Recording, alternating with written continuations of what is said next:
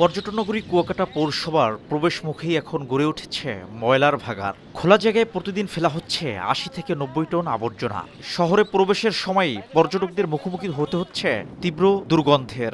এখানে ময়লা ফেলে আজ ১২ বছর তোমায় পৌরসভার ময়লা, কিন্তু এটা দুর্গন্ধতে আমরা রাস্তা দিয়ে আসা যাওয়া করতে পারি এবং পোলাপান আসতে পারে না। পোলাপানের অসুখ হয়, দুর্গন্ধ হয়, ভাত খাইতে পারে না। এই ময়লাগুলোর একটা যে কোনো বিধি ব্যবস্থা করাটা ভালো। গ্রানে টেহা যায় না, তাছাড়া স্কুলের পোলাপান হ্যাঁ ঠিক মতন আইতে যাইতে পারে না, গ্রানে নাকচাপকে যাওয়া লাগে। সূর্যোদয় ও সূর্যাস্তের বেলাভূমি খ্যাত এই পর্যটন নগরীকে ২০১০ সালে পৌরসভা ঘোষণা করা হয়। ১২.৭৫ বর্গ কিলোমিটার এলাকা নিয়ে খ শ্রেণীর এই পৌরসভার জনসংখ্যা প্রায় ২০,০০০। ৯টি ওয়ার্ড নিয়ে গঠিত পৌরসভায় বর্জ্য ফেলার নির্দিষ্ট স্থান থাকলেও এখনো শুরু হয়নি কোনো কার্যক্রম। এতে ক্ষোভ প্রকাশ করেন স্থানীয়রা। কর্তৃপক্ষ বলছে শিগগিরই আধুনিক মানের বর্জ্য ব্যবস্থাপনা গড়ে তোলা হবে। সিটিসিআরপি প্রজেক্টের আওতায় এশিয়ান ডেভেলপমেন্ট ব্যাংকের অর্থায়নে ৪৫ কোটি টাকার একটি প্রজেক্ট হাতে নিয়েছি।